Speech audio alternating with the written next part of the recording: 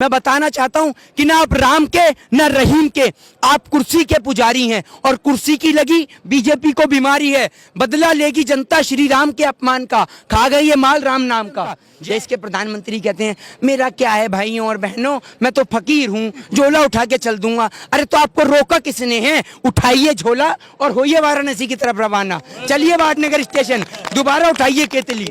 और मेरे को तलाश है उन 3 लोगों की। पहला तो वो जो देश के प्रधानमंत्री जी के साथ स्कूल में पढ़ा करता था उसकी, दूसरे व्यक्ति की उसकी, जिस टेलर ने बताया कि देश के प्रधानमंत्री जी का 56 इंच का सीना है, उस टेलर की तो मुझे जरूर तलाश है। और तीसरा वो जिसने देश के प्रधानमंत्री जी को भीख मांगते हुए देखा। कभी देश के प्रधानमंत्री कहते हैं माँ गंगा बुला रही हैं, कभी कहते हैं माँ जमुना बुला रही हैं, कभी कहते हैं माँ गोदावरी बुला रही हैं। आपको कोई नहीं बुला रहा, आपको बहन जसोदा बुला रही हैं, आप वहाँ जाइए। भाजपा और आरएसएस के लोगों ने एक बात कही थी भाजपा में सरकार में आने से पहले कि हम लोग सुभाष चंद्र बोस की फाइल खुलवाएंगे। जानते हैं उसके पहले पेज पे क्या लिखा हुआ था? कि आरएसएस इस देश के लिए खतरा है, और उस फाइल को बंद कर दिया इन्होंने। तो समझ, भाजपा और आरएसएस के लोगों ने एक बात कही थी भाजपा में सरकार में आने से पहले कि हम लोग सुभाष चंद्र बोस की फाइल खुलवाएंगे। जानते हैं उसके पहले पेज पे क्या लिखा हुआ था? कि आरएसएस इस देश के लिए खतरा है, और उस फाइल को बंद कर दिया इन्होंने। तो समझदार को इशारा ही काफी है कि इसका क्या सवाल का क्या आंसर है। गृह मंत्रालय ने ये कहा है कि हमारे पास टुकड़े टुकड़े गैंग का कोई जवाब नहीं है और इस तरह का कोई गैंग ही नहीं है। तो जो ये बोलते हैं टुकड़े टुकड़े गैंग, मैंने आपको सवाल का जवाब दिया ना। इस देश की जनता बहुत समझदार है, वो समझ गई इस जवाब को, हमें जवाब देने की जरूरत ही नहीं है। जनसंख्या पे नियंत्रण की बात वो कर रहे हैं जिन्होंने खुद जनसंख्या बढ़ाने के लिए ये लेके आए हैं। आप ये बताइए इतनी आर्थिक मंदी के दौर में क्या जरूरत थी हमें पाकिस्तान, अफगानिस्तान और बांग्लादेश के लोगों को इनविटेशन देने की कि आइए और भारत देश की नागरिकता लीजिए? इससे जनसंख्या बढ़ेगी या घटेगी? आप खुद समझदार हैं, समझिए इस बात को। सरकार पीछे कैसे नहीं हटेगी। इस देश के हर एक पढ़े लिखे नागरिक और एक जो भारत में रहता है उस हर एक व्यक्ति का, आपका और मेरा भी फर्ज बनता है कि अपने देश के संविधान को बचाएं। आज ये सीए एनआरसी के जरिए, एमपीआर के जरिए भारतीय संविधान पर अटैक कर रहे हैं, और मैं इस देश का जागरूक होने के नाते, नागरिक होने के नाते आपको और मेरा फर्ज बनता है कि अपने देश के संविधान को बचाएं। आज ये संविधान से छेड़छाड़ कर रहे हैं, अगर इन्हें नहीं रोका गया तो कल कोई और किसी चीज के साथ छेड़छाड़ करेंगे। मैं आपको बताना चाहता हूं कि जो भी इस देश पे हुकूमत करेगा उसे इस देश को संविधान से चलाना पड़ेगा, ना कि अपनी मर्जी से। आप आरएसएस का संविधान यहाँ नहीं चलेगा। आज ये लोग वो लोग हैं जिन्होंने 1950 से लेकर 2001 तक अपने कार्यालय में तिरंगा झंडा नहीं लहराया। आज ये आरएसएस के लौंडे हमें देशभक्ति का पाठ पढ़ाएंगे। जरा निकालो, ये बताएंगे हमें क्या होती है देशभक्ति। ये लोग वो लोग हैं जिन्होंने आजादी की लड़ाई में योगदान नहीं दिया, ये हमें बताएंगे देशभक्ति क्या होती है। हमारे घर से आर्मी में, फौज में, सब जगह रहे हैं, ये बताएंगे हमें देशभक्ति क्या होती है। ये लोग वो लोग हैं जो हमारे देश की आर्मी से, पुलिस फोर्स से हमारे देश के भविष्य को पिटवाते हैं। और जब गुरुद्वारा तोड़ा जाता है पाकिस्तान में, उस समय देश के प्रधानमंत्री नरेंद्र मोदी चुप हो जाते हैं। जानते हैं क्यों? क्योंकि उस समय देश के प्रधानमंत्री जी को बिरयानी का कटोरा याद आ जाता है, वो जो पाकिस्तान में जाके खा के आए थे। ये लोग हमारे देश की पुलिस फोर्स और आर्मी से इस देश के भविष्य को पिटवा रहे हैं, और जब बात आती है पाकिस्तान की तो चुप और मौन हो जाते हैं। क्यों? ऐसा दोहरा चरित्र क्यों खेला जा रहा है देश की जनता के साथ में? अच्छा, संजीव बालियान होते कौन है बताने वाले देश की जनता को? संजीव बालियान होते कौन है? मैं तो नहीं जानता संजीव बालियान कौन है। आप जानते हैं? कोई नहीं जानता, कोई जानता ही नहीं है। आप एक बात बताइए, ऐसे बेतुके मंत्री जो इस तरीके का बयान देते हैं, आप क्या सोचते हैं हम उन्हें तवज्जो देंगे? एक मंत्री जो कहता है कि कहाँ है देश में मंदी, एयरपोर्ट पे भारी भीड़ है, एक वित्त मंत्री कहती है मैं लहसुन प्याज नहीं खाती। अरे ऐसे बेतुके बयान आपको लगता है एक सम्मानित पद वाले व्यक्ति को शोभा देते हैं? आप खुद सोच के देखिए। ये लोग हमारे देश का वोटर आईडी कार्ड लेके हमारे वोट से सरकार बना के आज हमसे पूछ रहे हैं हम इस देश के नागरिक हैं या नहीं। होते कौन है ये पूछने वाले? हम इन्हें बताएंगे क्यों कि हम इस देश के नागरिक हैं या नहीं है। ये देश और हमारी भारत माता हमारे लिए हमारी माँ से भी बढ़कर है, और जब बात हमारे देश के संविधान की और हमारे भारत माँ की आएगी तो हम चुप नहीं बैठेंगे। देखिए, भ्रम तो वो फैला रहा है जिसको नॉलेज नहीं है। अगर इन्हें इतना पता होता कि इससे हमारे देश के संविधान की आर्टिकल 14 और 15 की अवहेलना हो रही है, अपमान हो रहा है, तो ये इसे लागू ही नहीं करते। तो भ्रम तो ये खुद ही फैला रहे हैं। और देश के प्रधानमंत्री जी ने या अमित शाह जी ने एक व्हाट्सएप ग्रुप बना रखा है, या तो उसके अंदर प्रधानमंत्री जी नहीं है या गृह मंत्री नहीं है, क्योंकि देश के प्रधानमंत्री रामलीला मैदान से कुछ और बयान देते हैं और देश के गृह मंत्री पार्लियामेंट से कुछ और बयान देते हैं। तो पहले आप दोनों में से ये बात आप डिसाइड कर लीजिए कि दोनों में से सही कौन बोल रहा है, उसके बाद आप देश की जनता को समझाइए। और मेरे को तलाश है उन 3 लोगों की। पहला तो वो जो देश के प्रधानमंत्री जी के साथ स्कूल में पढ़ा करता था उसकी, दूसरे व्यक्ति की उसकी, जिस टेलर ने बताया कि देश के प्रधानमंत्री जी का 56 इंच का सीना है, उस टेलर की तो मुझे जरूर तलाश है। और तीसरा वो जिसने देश के प्रधानमंत्री जी को भीख मांगते हुए देखा। कभी देश के प्रधानमंत्री कहते हैं माँ गंगा बुला रही हैं, कभी कहते हैं माँ जमुना बुला रही हैं, कभी कहते हैं माँ गोदावरी बुला रही हैं। आपको कोई नहीं बुला रहा, आपको बहन जसोदा बुला रही हैं, आप वहां जाइए।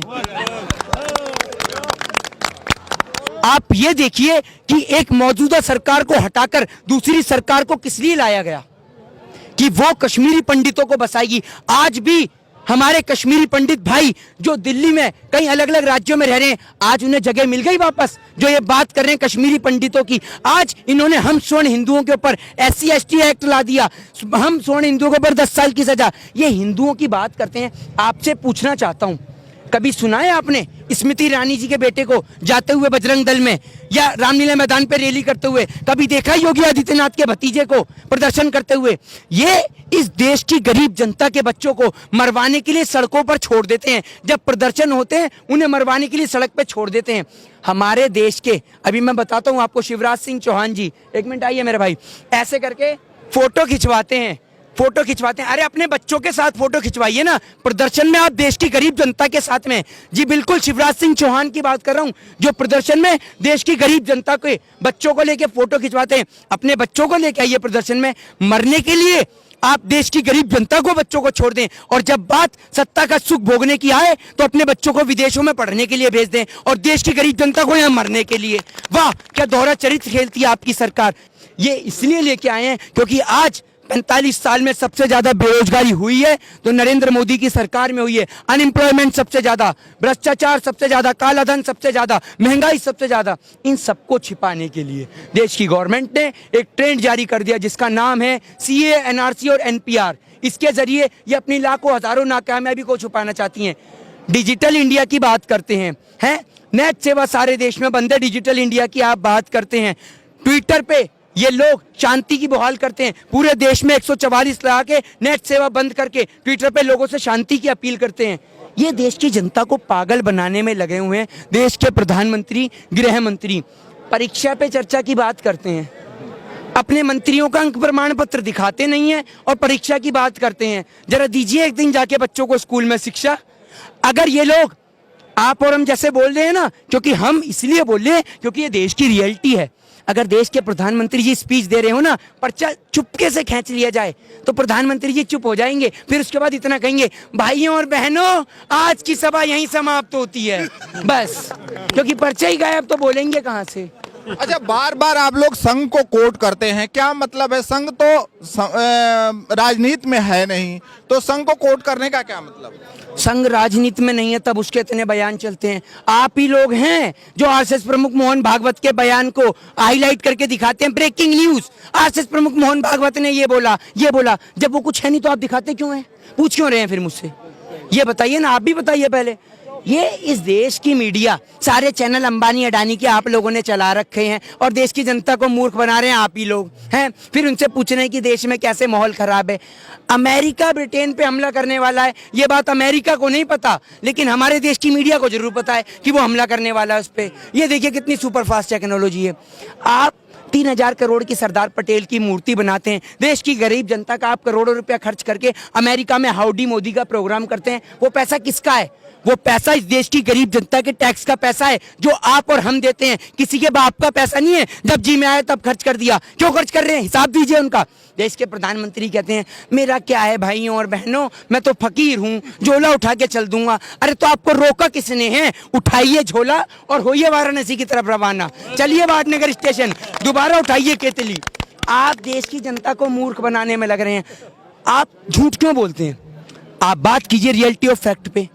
देश में 45 साल में बेरोजगारी है, आप इस पे बात कीजिए। सीए, एनआरसी और एनपीआर की जरूरत क्या थी? 1600 करोड़ रुपए आपने खर्च कर दिए एनआरसी के अंदर। अगर इतना पैसा देश की गरीब जनता के हित में लगाया जाता तो ये जो देश की गरीब जनता आपके विरोध में खड़ी है, यही जनता बिना कुछ करे आपके पक्ष में खड़ी होती। भारतीय जनता पार्टी के जो सांसद हैं प्रवेश वर्मा जी, वो कहते हैं कि सरकारी जमीनों पर अगर मस्जिद बनी है तो वो निश्चित टूटेगी।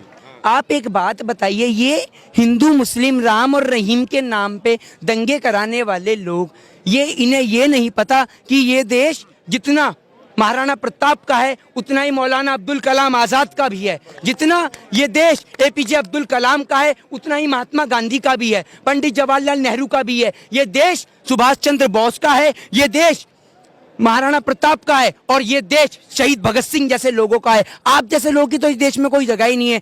आप वो लोग हैं जो मंदिर और मस्जिद के नाम पे सिर्फ वोट की राजनीति करना चाहते हैं। मैं बताना चाहता हूं कि ना आप राम के ना रहीम के, आप कुर्सी के पुजारी हैं और कुर्सी की लगी बीजेपी को बीमारी है। बदला लेगी जनता श्री राम के अपमान का, खा गई ये माल राम नाम का। जय हिंद, जय भारत। भारत के चौथे राष्ट्रपति फखरुद्दीन अली अहमद के परिवार का नाम नहीं है। 1971 के कारगिल के वॉर के जो सिपाही थे उनका नाम नहीं है। आप कह रहे हैं नागरिकता जाने रही है। अगर नागरिकता नहीं जा रही है तो आपको जरूरत क्या है प्रूफ मांगने की? आप उन्हें लेके आइए ना वहां से। यहाँ के लोगों से काय बात का सबूत मांग रहे हैं? और आप होते कौन है? पहले आप अपने मंत्रियों का और अपना अंक प्रमाण पत्र दिखाइए, उसके बाद लोगों का नागरिकता प्रमाण पत्र देखिए। जय हिंद, जय भारत।